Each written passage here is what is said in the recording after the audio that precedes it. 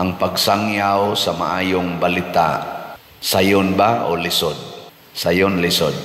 Mao may misyon. Mao'y misyon sa mga apostoles, mausad na'y misyon sa tanang binunyagan. Karon mag-konfirmasyon ta karon.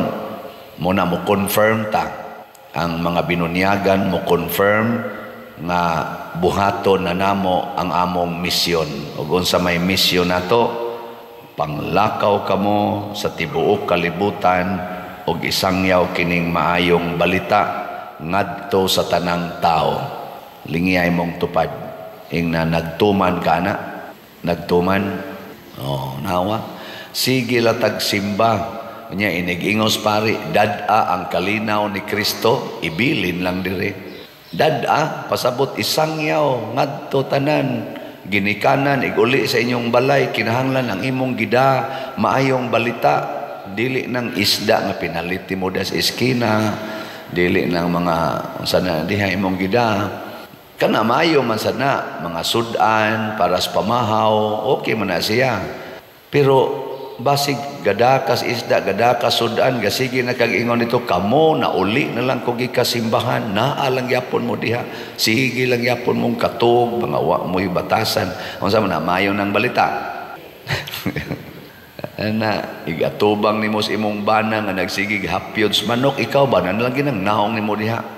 Kasugarol gini mong buanga kayo, ikaw mausab da, mayo ng balita. Nga mo ingon pa yun ka, ikaw, wadyo kay simba-simba.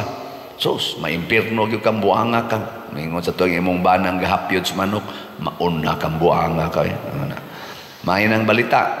Dili. Unsa man di ang mayong balita? Unsa man?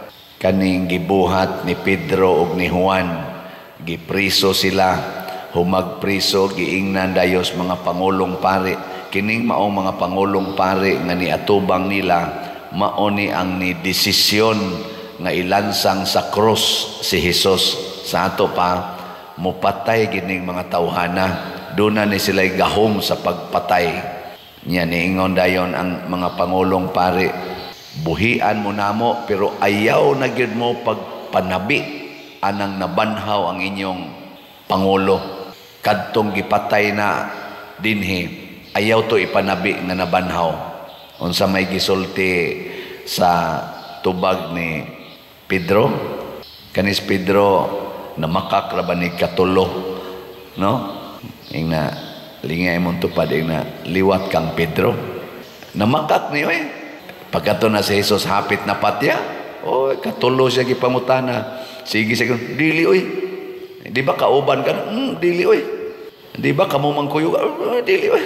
Ana siya, hangtod ni tuktugaok ang manok niya, nihilak dayon siya.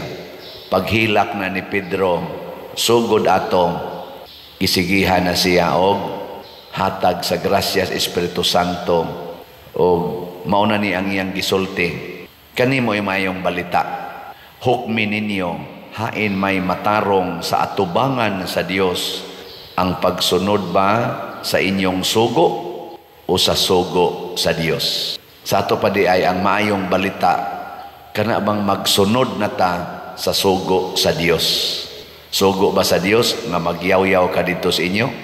Tubag. Sugo ba sa Dios nga manglimpyo ka sa inyong balay? Sugo, dili. Awa mo kibaw? Sugo ba sa Ginoo nga magluto kag pagkaon para sa imong kauban sa balay? Mura pa mo guway klaro. Sugo ba sa Ginoo nga manglaba kas mga bulingon? Sugo ba sa Ginoo nga magsigi kag duwa anang cellphone, anang computer? Sugo ba sa Ginoo nga mo eskwela gyud ka, isip estudyante magtuon gyud ka? Sugo na dili. Sugo ba sa Ginoo nga kamong mga batanon manguyab gyud? Kamoy rason niya. Pamalandong importante ka maotang maminaw sa Ginoo. Doon natay daghang sayop, na atay daghang iusab, usbunon sa tong kinabuhi. Sama ni Pedro, dugay ang iyang proseso sa pag-usab, pero nausab gid siya. Kana bang moabot gid unta ta sa punto nga ganahan na gitang mosunod sa sugo sa Ginoo. Si Father Red nga nag-birthday karon, nasa na siya istorya nga ning gawas na siya sa seminaryo, na under man na nako siya sa SPFY katong diha pa ko na-assign sa seminaryo ning Regency na siya. Naghunahuna siya og laing classes kinabuhi. Unya doon na dayoy mga panghitabo nga iyang na pamalandungan nga pabalikon siya sa seminaryo. Iyang gisunod. Karon makakolekta na gyud. Ano sugo sa Ginoo, di ba? Kanasang akong manghod si Clito.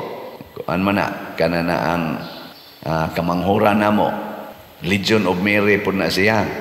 Ana niya akong pag-graduate na nako sa college 1987 pagka 1988 kuan naman may kanang regular nako.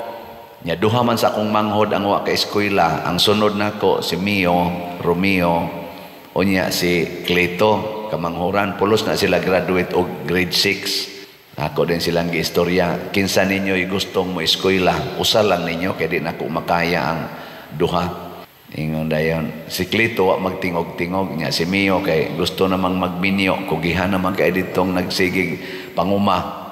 Dako naman kay uma sa amo. Ingon des Mio kana alas Clito kay bata pa. Ako di siya eskwela din siya. Pagdangtan og usa ka semana naghilak man dito sa amo. Pag abot na ako bagi kang opisina, nang anong gahilak bang ka? Di na ko kaya ang pag-eskwela. Labad kaya kung di ko kamausa. Di ko kasabot na sa kanang discussions maestra. Iko ko masayang lang imong gasto. Nako sige ugma uli bukid ing natong imong maguwang pari adire kay ipuli nako to dito ni mo eskwelahan. Nya nganhanas Mio, ako nang giadtong principal sa CCC, Yose na karon. Si Kuan man tingin to, si Ma'am Attorney Barcelom siguro to yung principal. Nya kay kaila raman po ni mi kay suod-suod man ko diha si Sisis una. Ako din ito, ma'am, ako ning ipuli akong manghod. Ingon siya, uy, Chris, dili man ni basketball nga naay substitution. Nagsugod naman klase, Chris, o niya, ganang, dili man ni pwede, kay may mag-basketball ni nga time out ring usa, out niya, substitute ning usa. Nako, ma'am, first name Ragyod Usbon, ma'am, first name Ragyod og edad, mao Ragyod Usbon, ang middle initial, ang middle name, hasta ang apelido, mao Ragyod. Tas tang kumbati na ko ato og tuod man ni substitute si Romeo og si Mio mo ini lampos og marine hangtod nagtrabaho na gid siya isip marinero og ni-retire after mga 25 years. Si Clito nagpabilin gina siyang ingon ana. Nya unsa may sugo kas Ginoo niya, ako patong pangutanon. O kining iyang kinabuhi karon sugo bas Ginoo. Pero sige siya serve sa simbahan, doyo, ginana. Mao sa tingin na iyang gusto. Basta ang timailhan nga nagsangyaw tas maing balita, nagsunod ta sugo sa Ginoo. Kano bilingi ako no imong tupad. Ing na nagsunod ka sugo sa Ginoo. Kanisa si among inahan, si Mama Bali, may tawagan Valeriana man na siya. Bali ang angga, Mama Bali. Na ambot nagsunod basta kay siya pulong sa Ginoo kay basta nga akong namatngunan sukad pagkamatngon ako buot hangtod nag-edad kog mga 10 anyos sige gina siya latos namo latos gina mag-average kami kaduha latoson sa usa ka adlaw kana ra bagyong sangas bayabas mga bali gina sa among lawas karon nakapamalandong ko nagsunod ba ka to siya pulong sa Ginoo sa dato no basta kulbaan gyud ko bisan gani karon ba nga pari nako hapit nako mamatay kanang makadungog ko na bitang anas balay nga kana bitang musyagit ang mama sa kasuko mana ba mukuba akong dughan kay mao man ay tono ni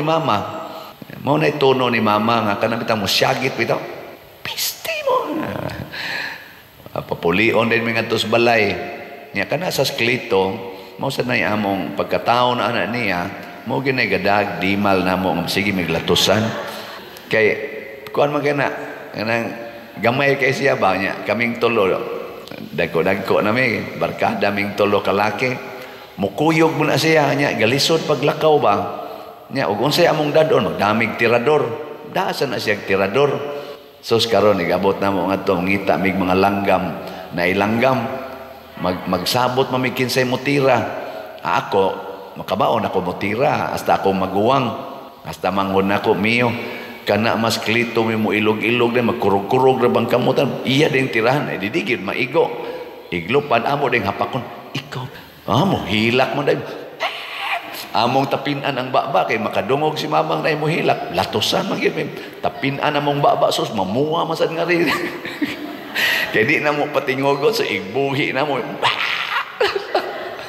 Latos na sad miya na. Si malasa. Pero amot sugo ba katos Ginoo linatusay? Murag dili. Pero ang bawi-bawi lang pod kay sila si mama o si papa magsigig yung rosaryo kada adlaw. Usahay pa adto pa mi malatusan samtang nagrosaryo malatusan gyapon mi didto. Tingali nagmixture to ang sugo sa Ginoo ug ang sugo sa tao. Pero consistent lang gyud sila sa mama ug papa nga magsige lang gyud rosaryo. Hangtod gyud nga kaming 5 ka anak nakaalagad gyud mig simbahan gani ang upat nila ka anak nga lalaki naagi na pare nga usa nila ka anak. Karon kusog na kay mamaligyag slat. Tingali kauban sa atong kahuyangan, kauban sa atong kakulangan, maningkamo ta pagtuman sa sugo sa Ginoo. Ug ang sugo sa Ginoo makaayo gid na sa katilingban.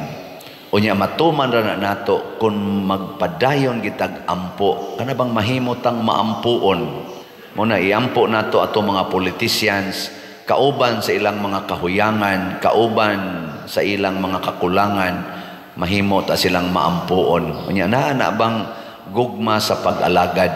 Kasama nila ni San Pedro, ang gugma nila ni Jesus, nahimo sang gugma nila sa katawhan alang sa kaluwasan. Kana mo'y maayo kayo. Muna diri sa atong ebanghelyo, gisaway sila ni Jesus nga nagpagahi sa ilang mga ulo. So mga gahiog ulo sa gining mga apostoles. Pero wa gyud mo surrender si Kristo. Sige lang gyud siya, sige lang gyud. Hangtod gyud nga nahimo gining mga martyrs kining mga apostoles. Igsip lang ni Judas Iscariote. Di lang kita mohonong og sige og sangyaw, sige grinyo. Mo na karon sa atong mga gipanghimo dinhi. Ang atong tema sa atong kapistahan karon kaning San Vicente Ferrer Lig-on ug Sulondon nga kauban sa magpapanaw nga pagpapanaw sa paglaom. Naagid ng paglaom nga ma-renewed motubo gyud ta. Ayaw gyud surrender. Katubitang di ba sa atong kumilik na isyu man ni sila maayo karon kadtong ilang votation sa online voting sa OFW, daghan mag-eng complaints niya na say attorney nga niingon nga katong expert sa IT nga kinahanglan unta ang kaning